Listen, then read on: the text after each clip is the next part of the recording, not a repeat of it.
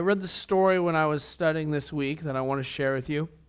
And it's about this pastor who was attended a court hearing to protest the building of a tavern near his church in a public school.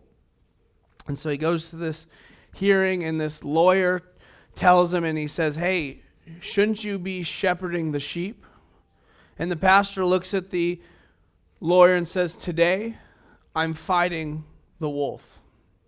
And it's an interesting story because I think sometimes as Christians we forget that there's this war that is being waged against sin. There's this war that's being waged against the enemy. We are at war. And whether you like it or not, there's a conflict going on. Right? Sin and the flesh, they don't mix. They're like oil and water. They don't go together. You can't have sin and you can't have the spirit. It just doesn't work. Right? The flesh and the spirit don't mix. You have one or the other. And it's a constant battle that we're fighting as Christians. Today we're going to look at a few things in the book of Joshua, specifically the story of Jericho, that are, I believe, very encouraging and very enlightening on how God desires us to fight these spiritual battles. Because it can be a lot. These battles that we're fighting can be exhausting, they can be tiring, they can be tough, they can be a lot of different things. But the beauty of it is that God has laid out a way for us to fight these battles. And when it comes to war and battles, there's really three main stages of battle, right?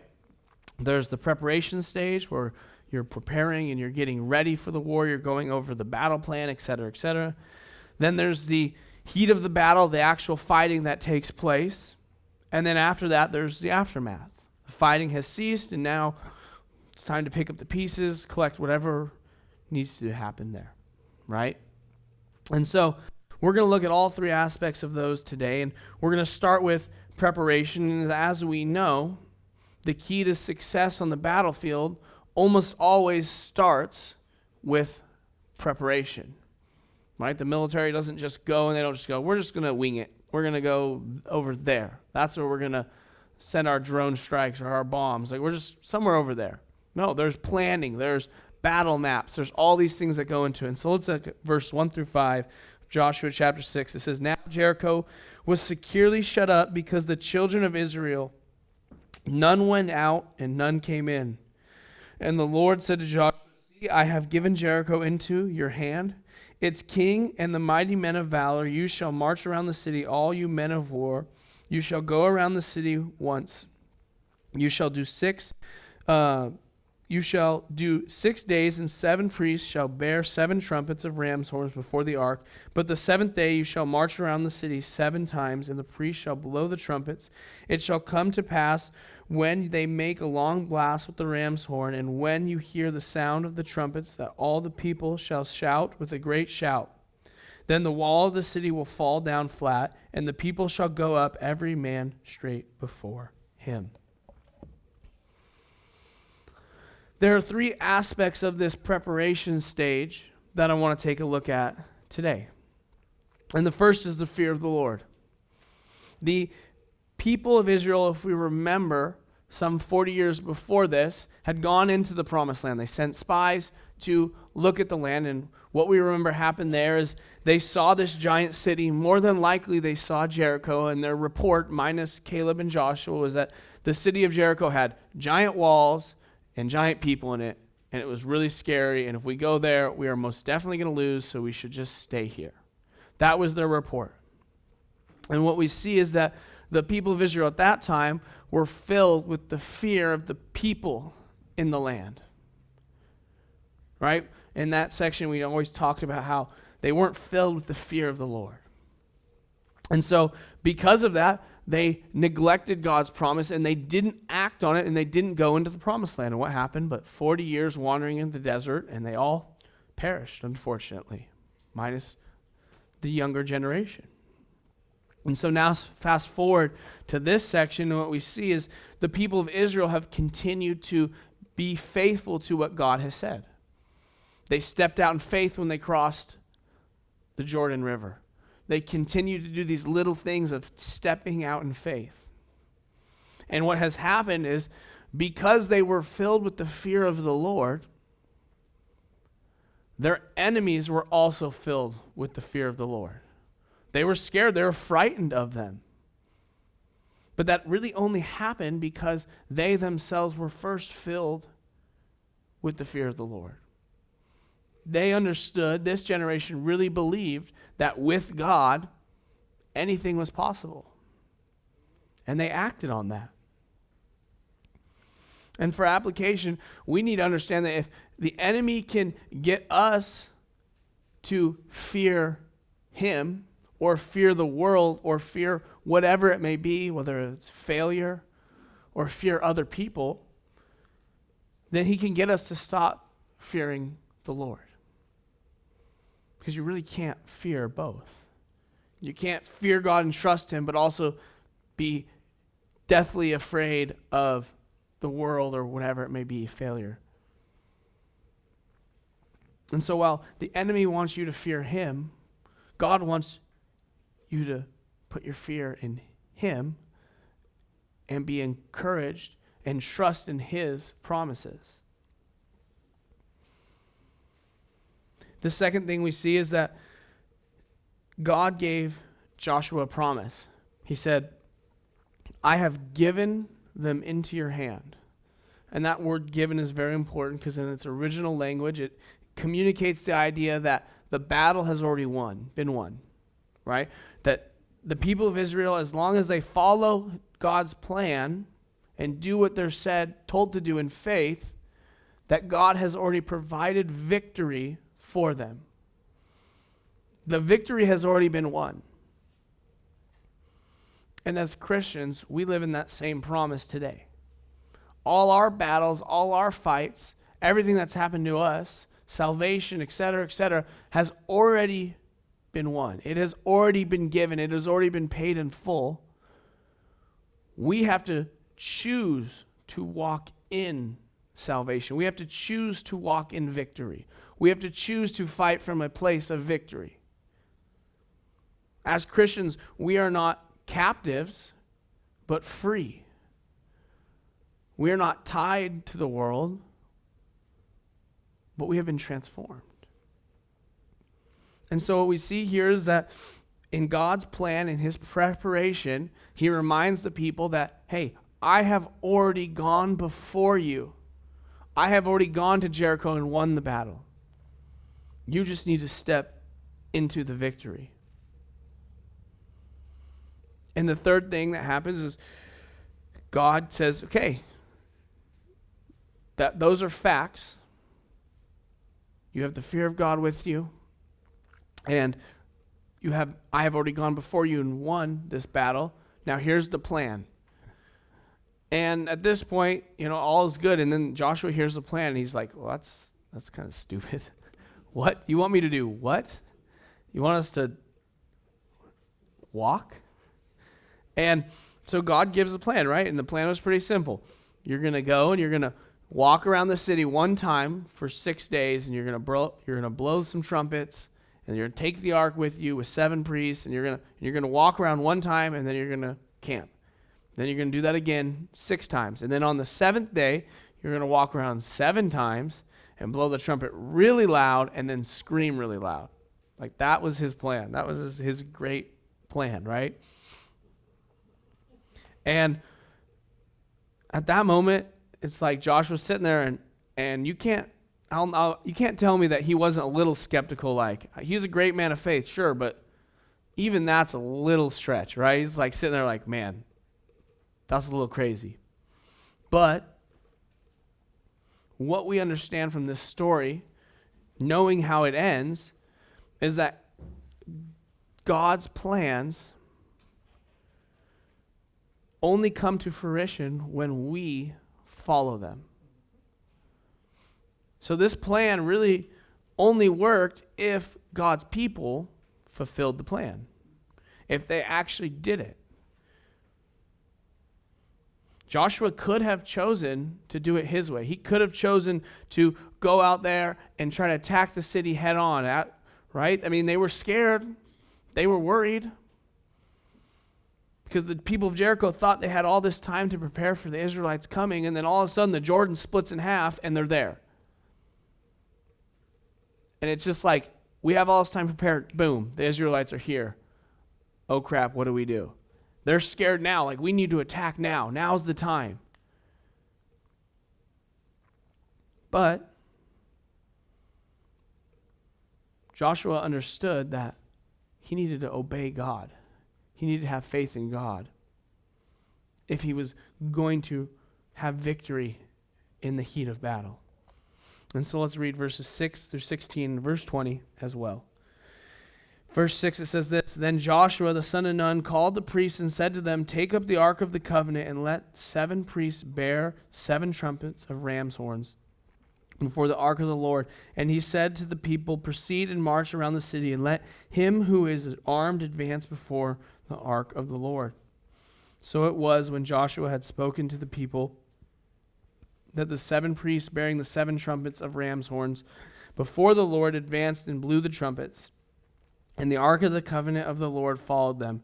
And the armed men went before the priests who blew the trumpets, and the rear guard came after the ark, while the priests continued blowing the trumpets. Now Joshua had commanded the people, saying, You shall not shout or make any noise with your voice, nor shall a word proceed out of your mouth until the day I say to you, Shout. Then you shall shout. So he had the ark of the Lord circle the city, going around it once. Then they came into the camp and lodged in the camp. And Joshua rose early in the morning, and the priests took up the ark of the Lord. The 7 priests bearing the 7 trumpets of ram's horns before the ark of the Lord went on continually and blew with the trumpets, and the armed men went before them, but the rear guard came after the ark of the Lord. While the priests continued blowing the trumpets, and the second day they marched around the city once and returned to camp. So they did for 6 days. But it came to pass on the 7th day that they arose early about the dawning of day and marched around the city 7 times in the same manner on that day. Only they marched around the city 7 times. And the 7th time it happened, the priests blew the trumpets, and Joshua said to the people, Shout, for the Lord has given you the city. And then in verse 20, So the people shouted when the priests blew the trumpets, and it happened, when the people heard the sound of the trumpets, and the people shouted with a great shout, that the wall fell down flat. Then the people went into the city, every man before him, and they took the city. That was it. That was the battle. Right? That's the historical recording of this battle. Exactly the same, done in exactly the same way that God commanded them to do. And again, I believe there are 3 important things in this section, really this section of faith, that we can look at.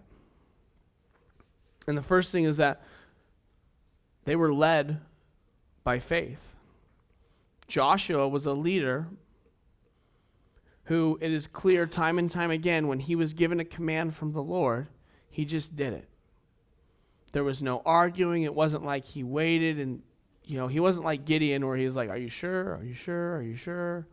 Or like Moses, like, well, can he do it? Like, we'll get this guy. No, Joshua just said, all right, let's do it then. Even if he had his doubts, he just did what he was told to do. He did what the Lord commanded him to do. He had faith in God that if God gave him something and told him what to do, that God was going to take care of him. And if we truly want to be great leaders of our households, in our workplaces, wherever we work, if we want to be great leaders for the Lord, it starts with obedience. We have to be able to be obedient to the Lord in whatever he calls us or asks us to do. And I believe that the reason that Joshua got so little pushback from the people, right, that the people didn't, because we've seen other leaders where the leaders tell Israelites, hey, go do this. And then the Israelites are like, nope, we're going to not do that. No, go do this. And the Israelites are like, we're going to actually go do that complete opposite thing as what you said to do. But the reason Joshua, I believe, didn't get as much pushback is because he had continually shown the Israelite nation, the people, that he had great faith in God. And so they looked at him and they said, man, if Joshua believes that this is going to work, then I can believe that it's going to work. If Joshua really, truly thinks that this is a good idea, then we will follow him.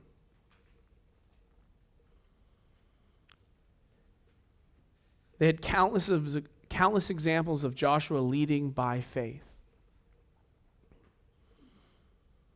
Even in the small and inconsequential things, the people are watching. They were watching Joshua, and even in the small things, the world is watching us. Even at work or wherever it is, when a situation arises, the people are watching like, oh, I wonder how they're going to react. I wonder how they're going to handle this situation. Are they going to fall away and handle it poorly? How are they going to respond to this poor thing that happened to them at work, this unfortunate situation?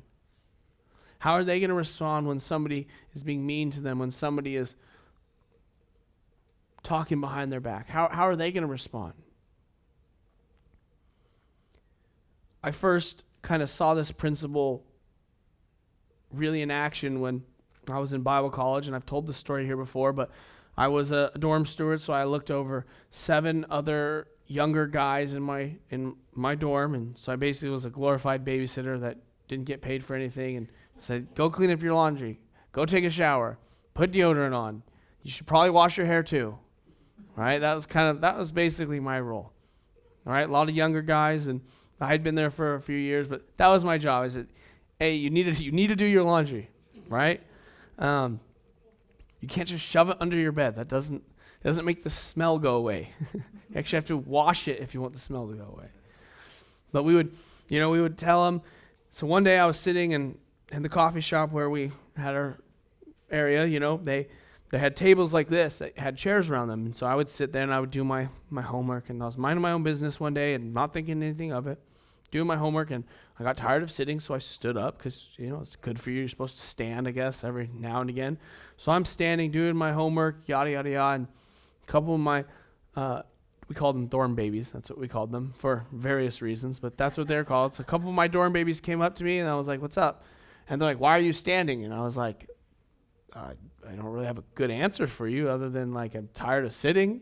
I don't know. And then they started making fun of me. And I'm like, leave me alone. I'm trying to do my work. And so they walk away and they're snickering, taking pictures of me, hence why we call them dorm babies, right? And so then I go back, whatever, the day goes on. I don't think much of it. The next morning I come into the coffee shop and all 6 of them are standing at the tables, doing their homework, standing up. And I was like, what are you just made fun of me for doing this. And that was the first moment where I really saw this principle that people are watching even the little things, the things that we think don't matter. And in reality, that probably didn't matter that I stood. It didn't matter that they stood, right? But the principle is still the same, that people are watching. And they want to see how we are going to react. They want to see how we are going to handle ourselves in certain situations. So we need to be people that lead by faith. The second thing is obedience by faith. Joshua obeyed, and then the people obeyed. And if we want to have success, if we want to see God's plans and desires and victories in our lives, really, if we want to have victory in lives over the sin in our lives, over the circumstances of our lives, we have to have faith. And that faith lived out through obedience to what God tells us to do. The Canaanites, they feared. It was probably easy. Day one of them going out there and marching around the Jericho, that was probably real easy. They're scared of us. We're playing mental games with them now. That's probably what they're thinking.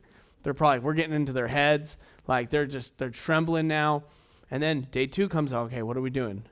Because I imagine that Joshua didn't tell them the whole plan, because that's usually, I feel like they probably would have not liked that. So Joshua knew that we'll just do it one day at a time. So then he goes, day 2, we're going to do it again, the same thing. And they're like, okay, yeah, we're really digging into the mind game strategy. I love it. Okay, let's do it. Then day 3 comes along and he's like, okay, guess what we're doing? The same thing. And that's when I almost guarantee you that somebody was like, okay, this is not going to go well. This is a bad idea. All right? And I just imagine, like, at day 3, the Canaanites are probably not scared anymore.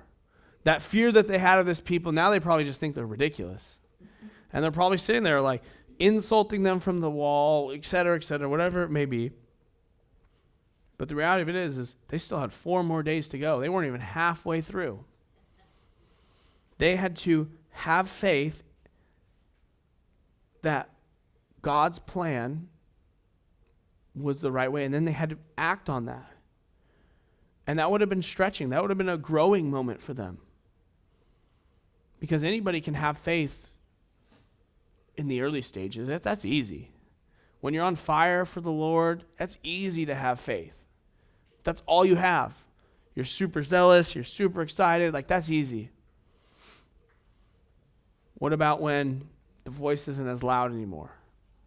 And it gets a little quiet. And now you're alone with your thoughts telling you that this whole thing's lame. That's when we really got to dig deep and understand that we need to have faith. We need to continue to be obedient to what the Lord has called us to do.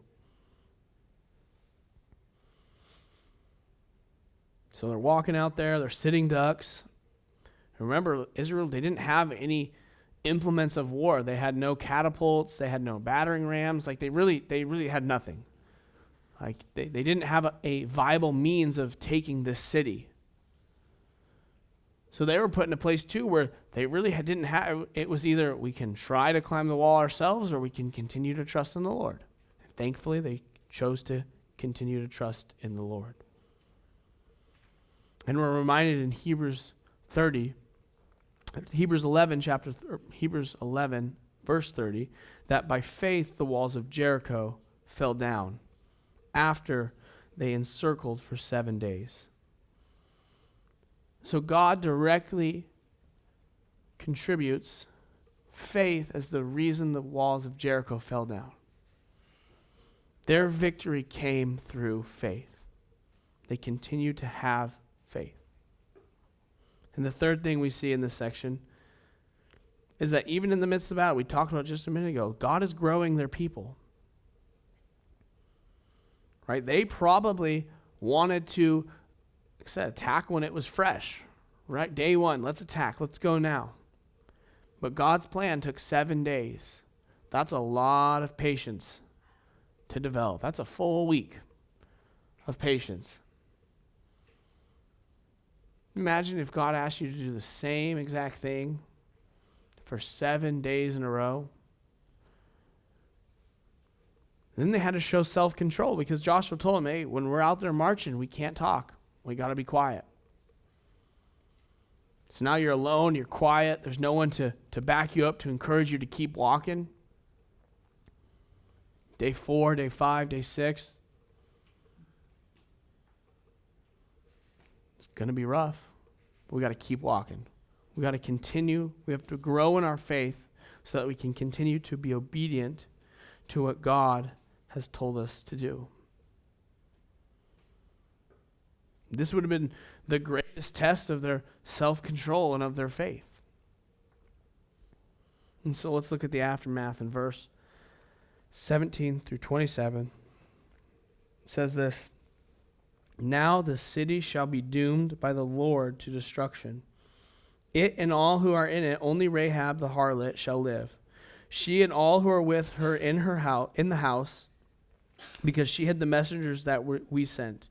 And you by all means abstain from the accursed things, lest you become accursed when you take of the accursed things and make the camp of Israel a curse, and trouble it. But all the silver and gold and vessels of bronze and iron are consecrated to the Lord. They shall come into the treasury of the Lord. So the people shouted, and the priests blew the trumpets, and it happened when the people heard the sound of the trumpet, and the people shouted with a great shout, that the wall fell down flat. Then the people went up into the city, every man straight before him, and they took the city, and they utterly destroyed all that was in the city, both man and woman, young and old, ox and sheep and donkey, with the edge of the sword.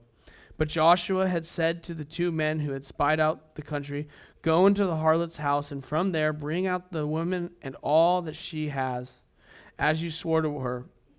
And the young men who had been spies went in and brought out Rahab, her father, and her mother, and her brothers, and all that she had.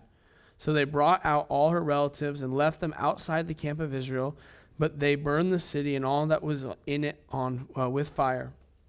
Only the silver and gold and the vessels of bronze and iron they put into the treasury of the house of the Lord. And Joshua spared Rahab the harlot of the household. Joshua spared Rahab the harlot, her father's household, and all that she had. So she dwells in Israel to this day, because she hid the messengers whom Joshua sent to spy out Jericho. Then Joshua charged them, saying, Cursed be the man before the Lord who rises up and builds the city of Jericho. He shall lay its foundation with his firstborn, and with his youngest he shall set up its gates. So the Lord was with Joshua, and his fame spread throughout the country.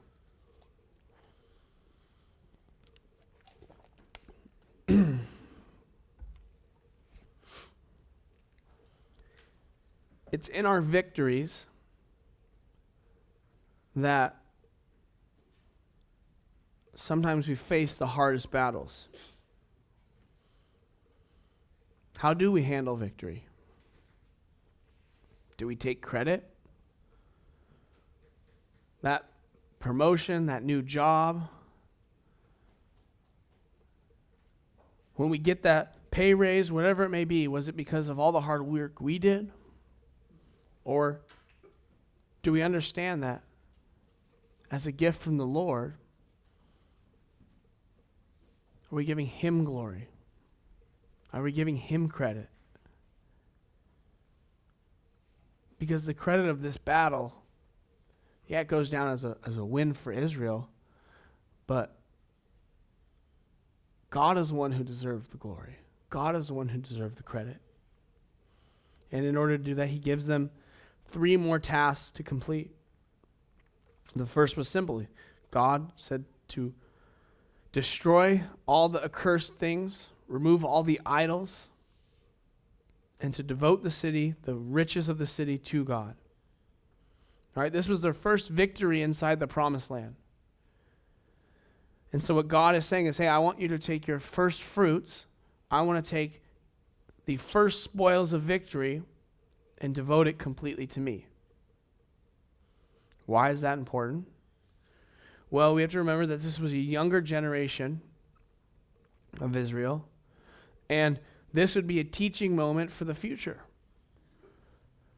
where when time came for them to give their first fruits of their harvest to the Lord,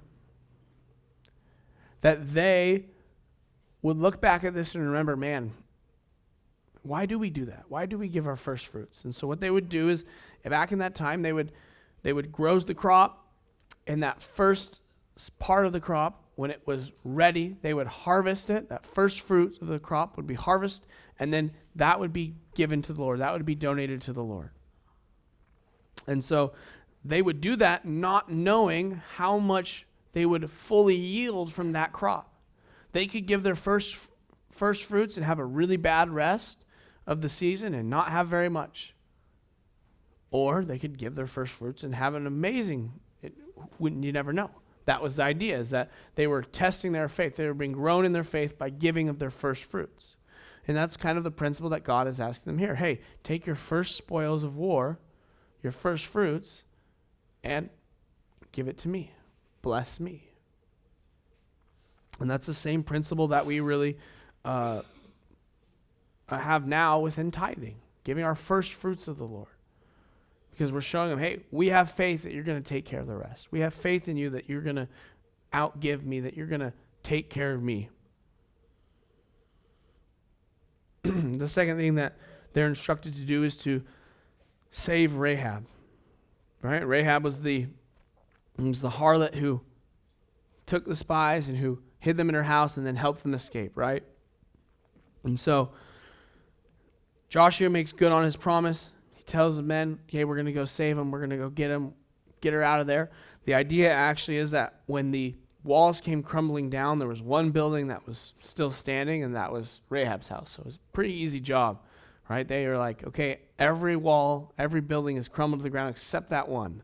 I'm thinking that Rahab's in there. It's a pretty good pretty good guess of where Rahab is. So they told her to put the scarlet thread outside her window, but they really didn't need that because just one big building still standing. That's her house. So they went there, they grabbed her, they took him outside the camp. Her family would eventually be cleansed and become part of the nation of Israel. And so Joshua, kind of looks at this situation. The men, they probably just looked at the situation like, oh, she helped us, we're going to help her. It's a win-win for both of us. She lives, we live, we're all happy. But again, it's these little details. We have the whole picture. See, we know that Rahab is actually part of Christ's genealogy. She was part of the line that would eventually give birth to the Messiah. So whereas they just looked at it as we're going to go get this harlot who helped us, God is saying, no, I'm preparing for Jesus. So this plan that God had so many more levels, and we sometimes look at these small things, these simple things that happen in our lives, and we go, oh, they're just this or they're just that. But then oftentimes we look back and we go, oh man, no, like the Lord is really moving details and pulling little things here and there. And even in the heat of the battle, God is still on a mission to save lost souls. Right? Rahab and her whole entire family were able to receive salvation because she put her faith in God. Her salvation was not simply just because she saved some spies. Hebrews 10:31 says, by faith the harlot Rahab did not perish with those who did not believe, meaning she did believe, when she received the spies with peace. It is more than likely that Rahab had seen and heard the rumblings of what the Israelites were doing. And it was at that moment when she heard those that she was moved by God, that she put her faith in God. So when the spies came, she was simply acting out her newly found faith that she knew nothing about. By saying, hey, yeah, come with me, I'll take care of you. And it was because of that act that her whole family received salvation. The third thing that God tells them to do in the aftermath of all this is to burn the entire city and kill everything living.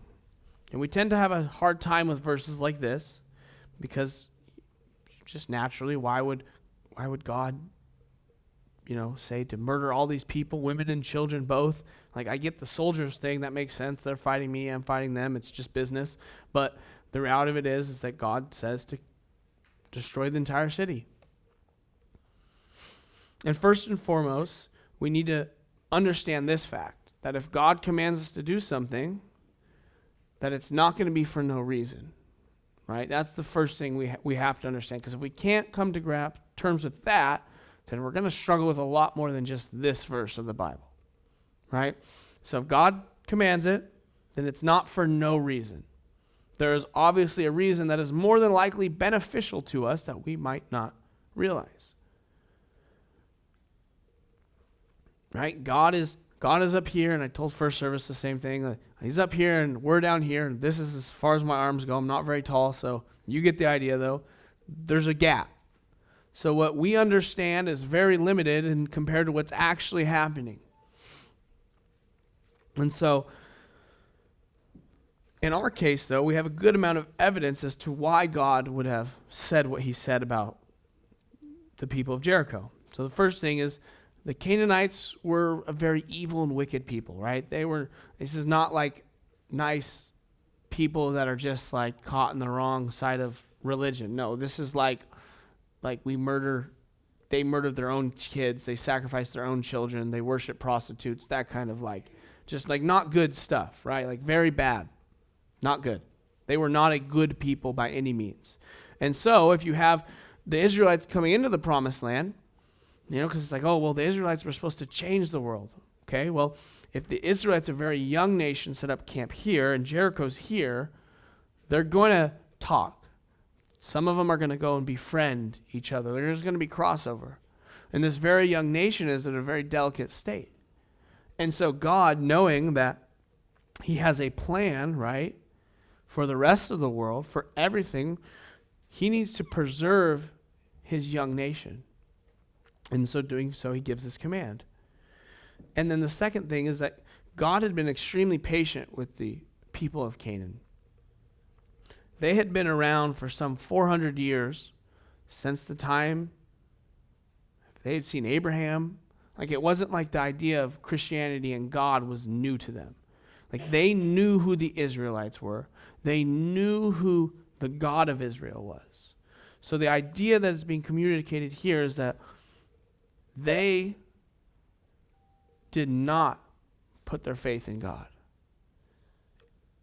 And Rahab did. So it's not like it wasn't offered. If the prostitute was able to find faith in God in that city, then nobody else really has any other excuse. And so it's not like, oh, these poor Canaanites. It's like, no, you continue to hide. You continue to deny God. You continue to see all these miracles. You saw what happened in Egypt. You saw what happened at the Red Sea and the Jordan. You saw all these miracles happen. And you chose to go against them.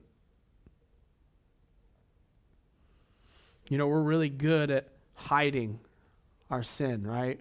We're really good at keeping it hidden, keeping it to ourselves, but eventually God is going to reveal it. See, God doesn't leave us in that place. He doesn't allow us to just continue to hide it, because we need to work through things and grow. And so God allows our sins to be brought to light so that way we might grow. But he always gives us a chance first. Here's your out. You can take it or I'm going to tell him, kind of thing, right? You can tell him or I will. And then finally he commands them to burn the city because, again, it's an evil and wicked place. He didn't want any remnants of that city getting taken, no idols actually being grabbed and taken with the Israelites to their camp and ruining that. So God judges the city of Jericho. And it says that Joshua even goes as far as to pronounce a curse on it, that anybody that tries to build it, their oldest and youngest are going to die. And that actually happened historically years later.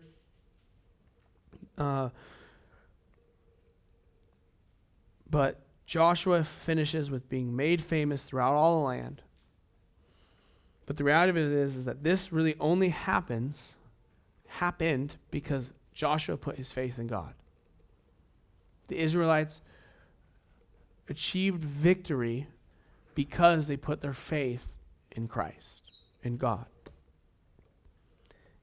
And that is the simple truth that if we want to see victory in our lives, if we want to see victory over sin, if we want to see victory in our relationships, if we want to see growth, then we have to be faithfully obedient to the plan that God has. We have to be willing to step out in faith sometimes. We have to be willing to do what other people don't do. We have to be willing to be different because God commands us to be different. We have to be willing to do all these things so that we can be set apart, so that God can use us for his purpose to continually bring the gospel to the world. Because that's our command, to bring the gospel to the world, to share the love of Jesus to everybody. And that only happens through putting our faith and our trust in Jesus. And then personally, we only achieve victory in our lives with the sins that we struggle with if we faithfully commit ourselves to obedience, whether that's through repentance and prayer, or sometimes God pulling the curtain back, saying, look, we got to talk about this. We got to address these issues. But it is really simple. It's not complicated. Sometimes we read the Bible and it's complicated, and there's these words and these old words and lots of sevenths and trumpets and horns and lots of S's, and it's hard to pronounce, and it gets a lot, but it's really simple, I promise you. You put your faith in God, and he takes care of the rest. If you want to see victory in your life, you have to have victory, or you have to have faith in Christ.